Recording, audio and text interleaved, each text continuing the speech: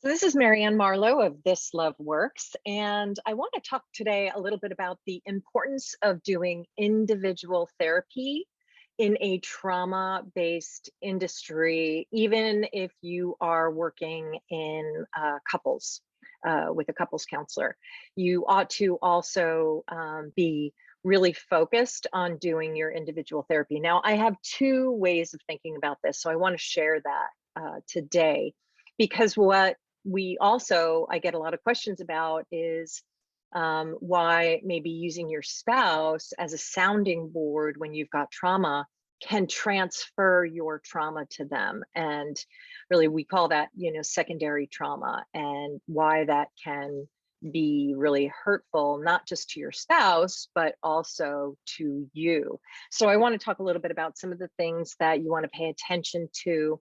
I work with a lot of first responders and people in the medical field, and this comes up frequently. Now, one of the things to note is that many people, as first responders or in the medical field, oftentimes couple up, right? Because they have a lot of things in common. They share a lot of the same interests professionally. And so it's not uncommon for, say, a nurse and an EMT or two docs to couple up and become a couple. In that case, because there is more understanding of what that trauma is all about, they often have a kind of common language. So I do want to focus on both those couples that have a kind of common professional background and couples where one person is in the medical field or first responder and the other person may not be. So one of the things that I think is really important to pay attention to in all kinds of discussions, whenever you want to talk to your person about something that is on your mind, one of the most important things is to set the stage and make sure that you are appropriately prepared. A lot of times what will happen is we'll get triggered by something that happened to us personally, and we kind of go to our partner and just start to talk to them. I have this situation happen very frequently. My husband has ADHD, and something pops into his head and he will want to start to talk to me about it no matter what. If I'm in the middle of, studying something or in the middle of cooking, and I may not be quite prepared to hear him. And what's really important is that we create some ground rules with our person, to make sure that not only are they getting, offloading what's important for them, but also that I'm really hearing and I'm present for my partner. So the very first thing that I would say is set the stage, make sure that you're well prepared, and ask your person, right? Is this a good time? I want to talk to you about something. I realized I got triggered and I want to share it. Are you open? So the very first thing is to set the stage.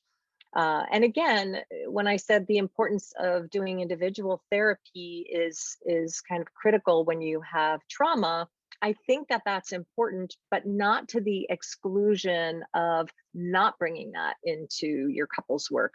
You can still talk to your person. You just want to have some more ground rules around what's being said. So the very first thing is to do some preparation. Make sure that this is a good time for you and your person. And if not, then set some time to do it. A lot of times, especially busy couples will say, well, this is not a good time, but let's talk about this later, without setting some specific parameters around when later is going to be. And that's something else I think that's really important. Say, hey, listen, I'm cooking dinner right now. I really want to focus on what you have to say. Can we talk about this after, we put the kids down? Or, I'm in the middle of a meeting right now and I'd really like to talk to you about this. Can we talk about this in an hour? So that you can ensure that you're setting that time and really being present with each other, because that's very critical. And sometimes couples really, get triggered and they just kind of want to blurt it out. But again, that's not really creating the kind of time that's necessary. So preparation is the very first thing that you want to focus on. The second thing that you want to focus on is, when you do individual therapy, you can oftentimes talk to your therapist about some of the details of a traumatic situation that have kind of gotten in your bones. And what I mean by that is that it affects your nervous system. We can also often have a PTSD response, right? A post traumatic stress disorder response around being part of a traumatic situation. And what that means is that the images or the smells, anything that's related to our five senses may come back and haunt us in this kind of cyclical way. Because of the way that our brain works with PTSD, it actually creates kind of a wound in our brain, and we will cycle back, right? And we've all had these situations that, somehow you just can't get free of an image or a scent or the feeling of something on your face, right? Whether it's a cold blast of air or heat, from a fire. And oftentimes you might get triggered by it. It comes out of nowhere. We know that this happens very frequently after we've done a lot of studies on PTSD with people who have been in war or crisis situations.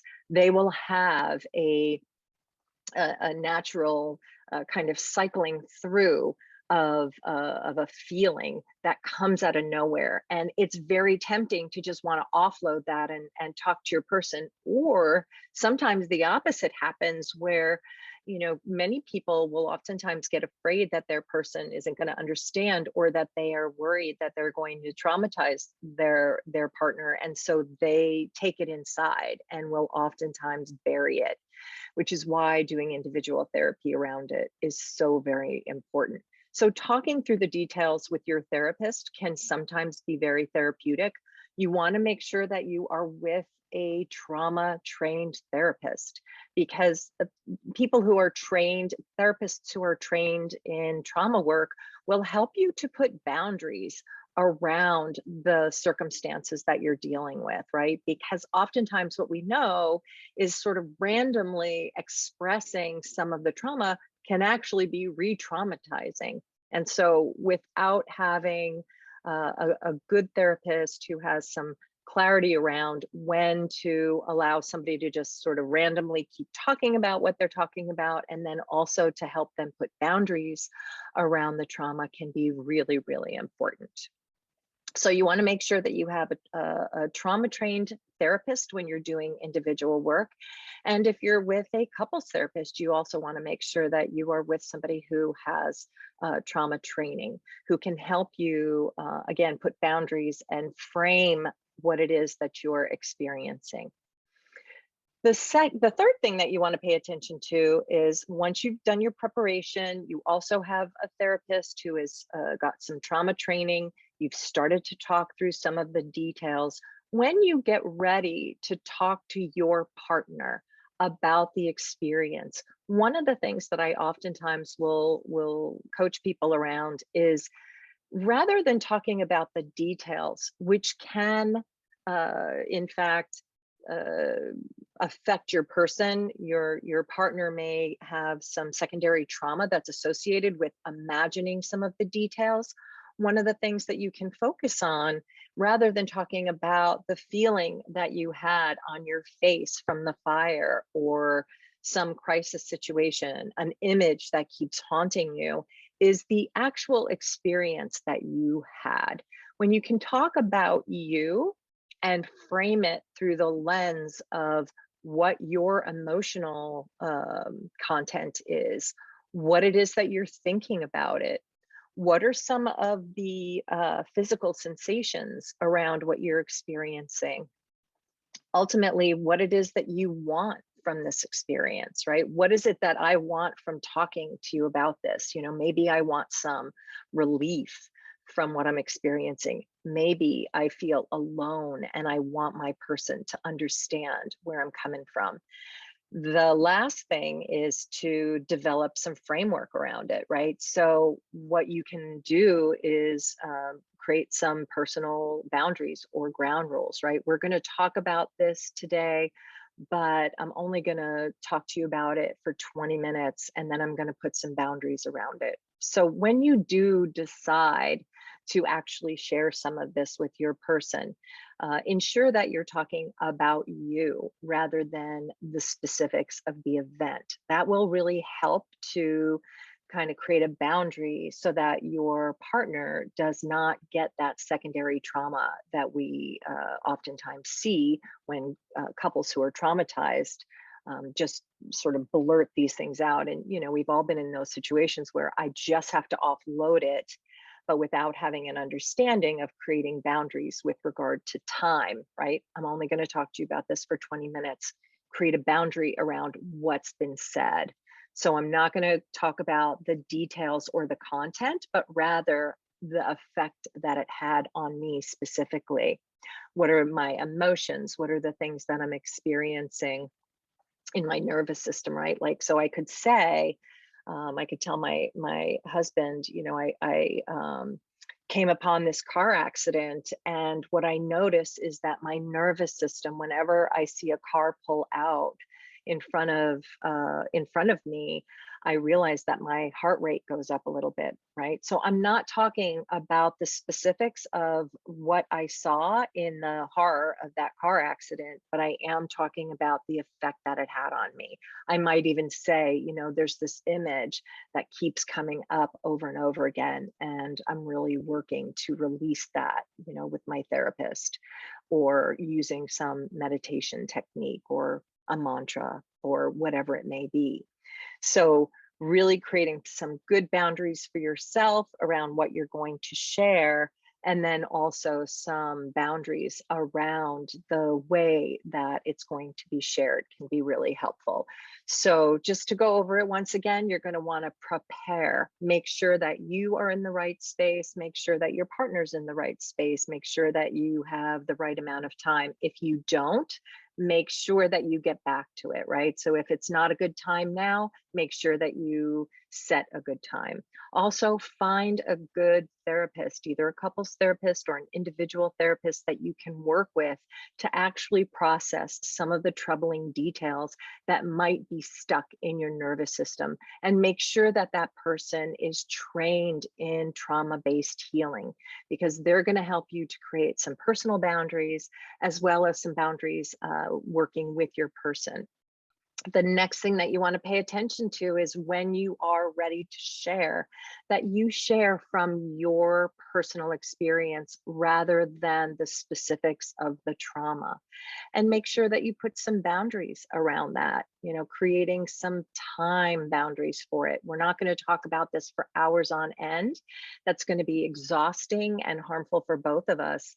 But we're going to put small chunks of time where we're going to talk about it. I'm going to process it with you, and I'm going to share my own personal experiences, the things that I think about, the things that I'm feeling, the experience that I'm having specific to my nervous system, and then what I really want, which is ultimately, I want to be free of the traumatic experience, and I want to share this with you. And so I'm going to share it with boundaries. That's the most effective way to manage dealing with trauma and trauma-based healing. That's all for now. Thanks, Marianne Marlow. See you next time.